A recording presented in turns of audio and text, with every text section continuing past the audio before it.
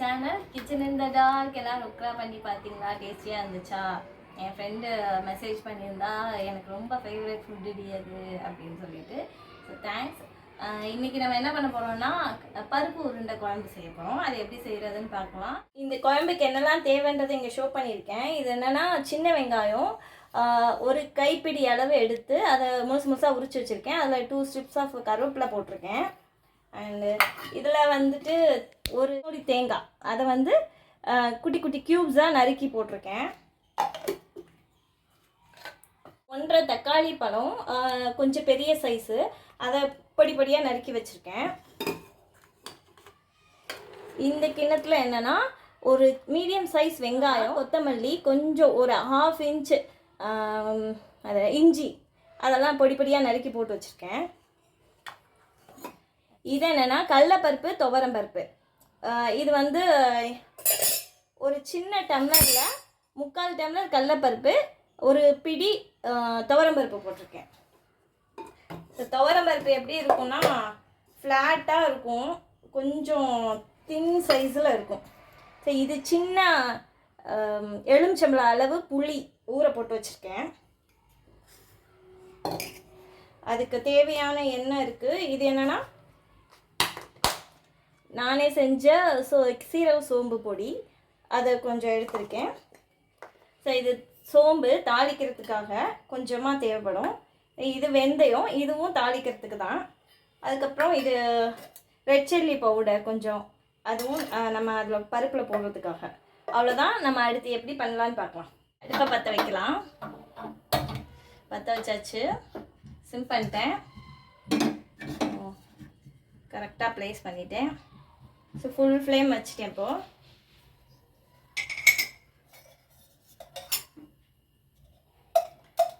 சரி, கொஞ்ச நேரம் பாத்திரம் ஹீட் ஆகட்டும். எண்ணெய் ஊற்றிக்கிறேன். 1 2 3 4 5 6 ஸ்பூன் ஊற்றிருக்கேன் ஆயில். அதில் தண்ணி பட்டுருச்சு போல், அது ஒரு மாதிரி வெடிக்குது பார்த்தீங்களா சவுண்டு. தண்ணி பட்டால் இந்த மாதிரி தான் வெடிக்கும். பக்கத்தில் நிற்காதீங்க, கொஞ்சம் தூரமாக நிற்குவோங்க. இதெல்லாம் முகத்தில் தெரிச்சிட்டேன்.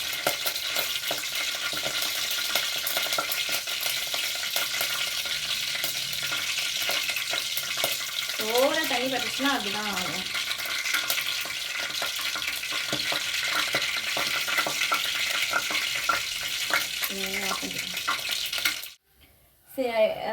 தண்ணி அந்த வெடிக்கிறதுலாம் நின்றுச்சு. எண்ணெய் காஞ்ச ஸ்மெல் வந்துருச்சு. நான் எப்பவும் சொல்கிற மாதிரி தான், ஒரு 5-6 வெந்தயம் போதும், நிறையா போடாதீங்க. அந்த வெந்தயத்தோட சவுண்டு பார்த்தீங்களா, அது பொரியும் போது எப்படி இருக்குன்ட்டு. ஸோ அதே மாதிரி தான் சோம்பும். இப்போ ஃபுல் ஃப்ளேம் வச்சுருக்கேன், அதனால் அப்படியே ஆவி அடிக்குது. சீக்கிரம் நான் வெங்காயமும் கருவேப்பிலையும் ஒன்றாவே வச்சுருக்கேன். நான் அப்படியே போடுறேன். அந்த கருவேப்பிலை நல்லா பொரிஞ்சிட்டு நான் சூடாக தான் வச்சுருக்கேன். ஆயில் ஹீட் ஆகிற வரைக்கும் தான், அந்த தண்ணியோட சவுண்டு அடங்குற வரைக்கும் நான் ஃபுல்லாக வச்சுருந்தேன். இது நல்லா லைட் ப்ரௌனிஷ் வர அளவுக்கு நல்லா வதக்கணும். நான் அது எப்படி தெரியும், நான் ஏற்கனவே சொல்லியிருக்கேன். நம்ம வதங்கிடுச்சு அப்படின்னா வெங்காயத்தை லைட்டாக நம்ம ப்ரெஸ் பண்ணோம் அப்படின்ட்டு அது தனித்தனியாக வரும். சரி, ஆயில் நல்லா சூடாக இருந்துச்சுன்னா கொஞ்சம் நேரத்துலேயே அது நல்லா பாயில் ஆகிடும், ஃப்ரை ஆகிடும். அந்த ஆனியன் வெந்து அந்த ஃப்ரை ஆகிறது தான் அந்த இது டேஸ்ட்டே.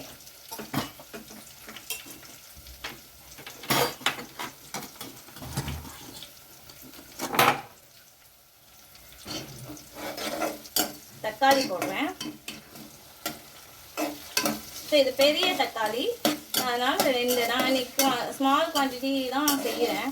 அதுக்கு இவ்வளோ போதும். ஒரு பிடி வெங்காயம், ஒரு பெரிய தக்காளி 2.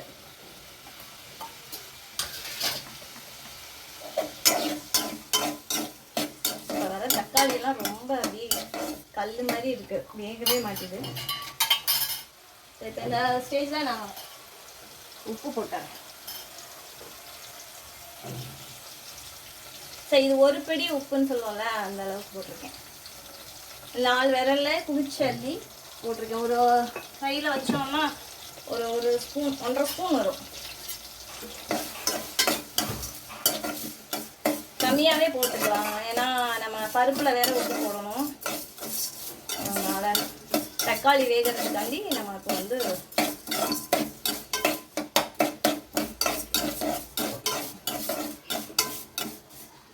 கொஞ்சம் நேரம் அது பாயில் ஆகட்டும். வேகாது இப்போ உள்ள தக்காளி.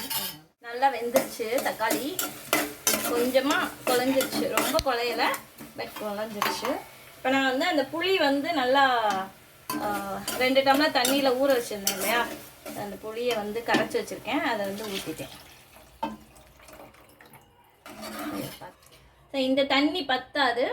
ஸோ இதில் வந்து 2 டம்ளர் தண்ணி இன்னும் வச்சுருக்கேன், அதில் 1 டம்ளர் அளவுக்கு நான் ஊற்றிக்கிறேன். போதும், இவ்வளோ தண்ணி இருக்குது, கொதிக்கணும். இதே டைமில் மிளகாப்பொடி, நான் வீட்டில் அரைச்ச மிளகாப்பொடி, அது வந்து 1 நல்லா ஃபுல் ஸ்பூன், இது கொஞ்சம் பெரிய ஸ்பூன், அதில் ஃபுல் ஸ்பூனாக 2 ஸ்பூன் போட்டிருக்கேன். அண்ட் ஒரு 1/4 ஸ்பூனுக்கு கொஞ்சம் ஜாஸ்தியாக போட்டிருக்கேன், அவ்வளோதான். இப்போ நல்லா கலக்கி விட்டுட்டு அதே டைமில் இந்த சைடு நம்ம வந்து பருப்பையும் எப்படி அரைக்கிறதுன்னு பார்த்துக்கலாம். பருப்பு தேங்காயும்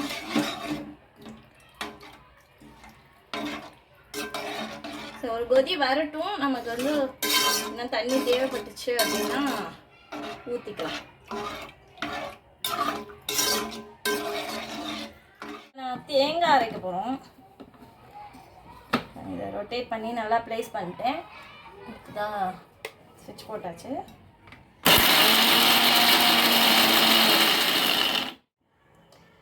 கொஞ்சம் பெருசாக இருக்குது. ஸோ இன்னொரு தடவை கிரைண்ட் பண்ணிவிட்டு கொஞ்சம் எடுத்துக்கிறேன்.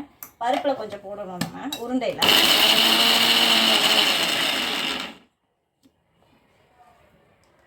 ஸோ இப்படி நல்லா துருவின மாதிரி வந்துருச்சு பாருங்கள், நல்லா கிரேட் பண்ண மாதிரி வந்துருச்சு.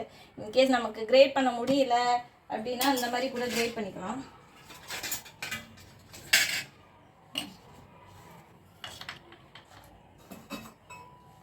இதில் கொஞ்சமாக தண்ணி ஊற்றிக்கிறேன்.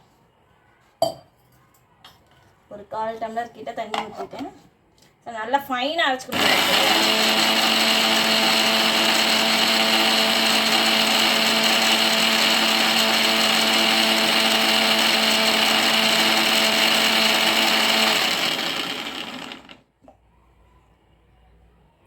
திரியாக இருக்குது, நல்லா வழிச்சு விட்டுட்டேன். முடிச்சாச்சு, நல்லா ஃபைனாக அரைப்பட்டுருச்சு. இதை ஒரு பவுலில் கொட்டிக்கலாம். குழம்பு நல்லா கொதிச்சிருச்சு, நம்ம சிம் பண்ணிப்போம். நல்லா வாசம் வருது. ஸோ அந்த மிளகா கடலைப்பருப்பு ஃபுல்லாக இதில் வாட்டரை ட்ரைன் பண்ணி அது கூட கொஞ்சம் ஒரு 1/2 ஸ்பூன் உப்பு போட்டு வச்சுருக்கேன். இதை ஒரு தடவை கிரைண்ட் பண்ணிக்கலாம் நம்ம. ஸோ சில பேர் வந்து முழு பருப்பாக போடுவாங்க, அப்போல்லாம் நம்ம போட போகிறதில்ல. இது குழந்தைங்க பெரியவங்கெல்லாம் சாப்பிடுவாங்களே. ஸோ முழு பருப்பாக போட்டால் நல்லா அவங்களால பைட் பண்ணி சாப்பிட முடியாது.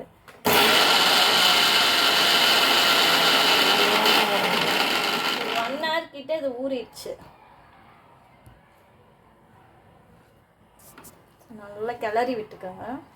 திரும்ப திரும்ப சொல்கிறது அப்படி தான், நம்ம தொட்டு பண்ணுறோம். அதனால் நம்ம கை எல்லாமே க்ளீனாக வச்சுக்கணும். இப்போ அந்த பருப்பை நம்ம அரைச்சி இந்த பவுலில் போட்டிருக்கோம்ல, இதில் உப்பு போட்டிருக்கோம். இதில் தேங்காய் போட்டுக்கிறேன். ஒரு பிடி தேங்காய் எடுத்து வச்சோம்ல, தேங்காய் பூ, அதை போட்டுக்கிறேன். இதில் வந்து வெங்காயம், பச்சை மிளகா, கருவேப்பிலை இதெல்லாம் போட்டு வச்சுருக்கோன்னு சொன்னால அதை போட்டுக்கிறேன். சரி, ஒவ்வொருத்தவங்க வந்து என்னென்னா இதை இட்லி சட்டியில் வச்சு வேக வச்சு அப்படியெல்லாம் போடுவாங்க. அப்படி நம்ம செய்யலை, இன்ஸ்டண்ட்டாக செய்கிற மாதிரி செய்கிறோம். உப்பு நம்ம போடலை. நான் 1 ஸ்பூன் சின்ன குட்டி ஸ்பூன், அதில் வந்துட்டு 1 ஸ்பூன் சோம்பு சீரகப்பொடி அது போட்டுக்கிறேன்.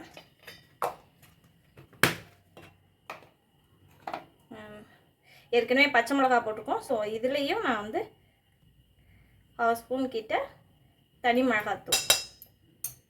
ஸோ இது போட்டு கிரைண்ட் பண்ணுவாங்க, அது திப்பியாக இருக்கும். என் பசங்க சாப்பிடவே மாட்டாங்க. ஸோ அதனால் நான் இப்படி போட்டேன். நல்லா இதெல்லாம் மிக்ஸ் பண்ணிக்கிறேன். ரொம்ப தண்ணி ஊற்றி அரைச்சிடக்கூடாது.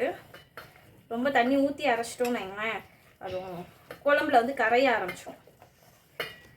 குழம்பு நல்லாவே வாசம் வந்துருச்சு, நல்லா திக்காகிடுச்சு. சரி, இதில் இப்போ வந்து கொதிச்சிருச்சுல, நல்லா கொதிக்குது. சிம் பண்ணி தான் இருக்குது. ஸோ நான் இப்போ ஒவ்வொரு உருண்டையாக உருட்டி போட்டுக்கிறேன். உங்களுக்கு எந்த சைஸில் வேணும் அப்படின்றது உங்களுக்கு தெரியும். ஸோ நான் இப்போ வந்து எப்படின்னா ஒரு குட்டி பால், ஒரு குட்டி எலுமிச்சம்பழம் அளவுக்கு நான் உருட்டி போட்டுக்கிறேன்.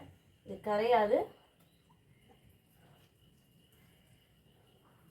ஒரு மூளை பார்த்து போட்டிருக்கேன் நான், ஒரு ஓரமாக. உங்களுக்கு ஏற்ற சைஸில் உருட்டிக்கோங்க. சரி, எனக்கு ஒவ்வொருத்தவங்களுக்கு பைட் பண்ணி சாப்பிட்ற மாதிரி வேணும் அப்படின்னா அப்படி இது பண்ணிக்கோங்க. இப்படி தான் உருட்டி போடணும். சரி, லாஸ்ட்டு உருண்டை போடுறேன். அவ்வளோதான், முடிஞ்சிச்சு. ஸோ அதுக்கப்புறம் நம்ம ஃபுல் ஃப்ளேம் வச்சுக்கலாம். கொஞ்சம் ஒரு கொதி, இது மீடியம் ஃப்ளேம் இப்போ வைக்கிறேன். ஒரு கொதி வந்தோடனே ஃபுல் ஃப்ளேம் வச்சுக்கலாம். அதுக்குள்ளே இந்த இதெல்லாம் கரைச்சி ஒன்றா வச்சுக்கலாம். பருப்பு தண்ணியெல்லாம் வேஸ்ட் பண்ண வேணாம்ல. கொதி வந்துருச்சு. நீங்கள் இப்படி சிம்மில் வச்சுட்டு போடும்போது அப்படியே எல்லாம் தனித்தனியாக போட்டுட்டு ஒரு கொதி வந்ததுக்கு அப்புறமா ஃபுல்லாக வச்சுட்டு ஒரு கிளறி விட்டிங்கன்னா அப்படியே தனித்தனியாக வந்துடும். அப்படியே பாலாக நிற்க ஆரம்பிச்சிடும் தனித்தனியாக. அவ்வளோதான். இந்த பருப்பு தண்ணியை இதில் ஊற்றிக்கிறேன்.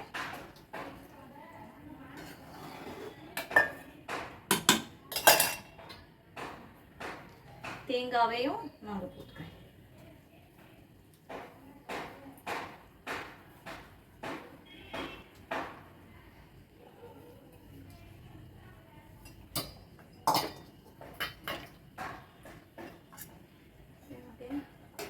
கிளறி விட்டுக்கலாம்.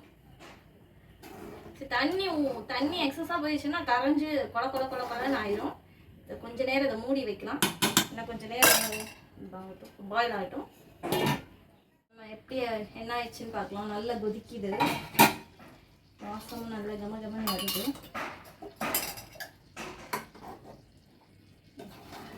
இப்படி கெட்டியாகிடுப்பாங்க. நம்ம அந்த பருப்பு தண்ணி தேங்காயெல்லாம் ஊற்றினோன்னே நல்லா கெட்டியாகிடுச்சு. செமி சாலிடாக இருக்குது.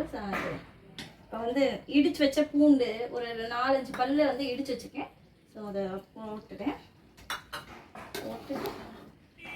ஒரே ஹை ஃப்ளேம் கொண்டு போயிட்டு ஆஃப் பண்ணிட்டேன். நான் காமிக்கிறேன் உங்களுக்கு. பாலெல்லாம் ஒன்று கூட உடையல.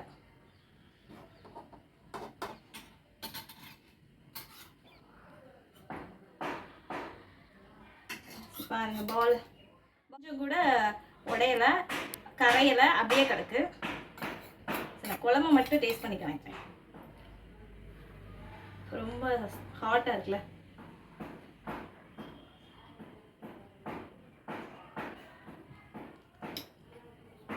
உப்பு காரம் எல்லாமே இருக்கு, கரெக்டாக இருக்குது. கரெக்டான பதத்தில் அந்த உருண்டையும் வெந்திருக்கு. ஸோ நீங்கள் வந்து சிம்மில் வச்சுட்டு ஒவ்வொரு பாலாக உருட்டி போட்டுட்டு கொஞ்சம் ஹை ஃப்ளேம் கொடுத்து லைட்டாக கிளறி விட்டிங்கன்னா அப்படியே வெந்தோடனே அப்படியே ஃபுல்லாக பாலாக மிதக்க ஆரம்பிச்சிடும். அதுக்கப்புறம் தேங்காய் ஊற்றி ஒரு கொதி விட்டு அமுத்திட வேண்டியதான். அவ்வளோதான். ஸோ இதே மாதிரி நீங்களும் ப்ராக்டிஸ் பண்ணி பாருங்கள். நெக்ஸ்ட் வீடியோவில் பார்க்கலாம். டாடா, பாய் பாய்.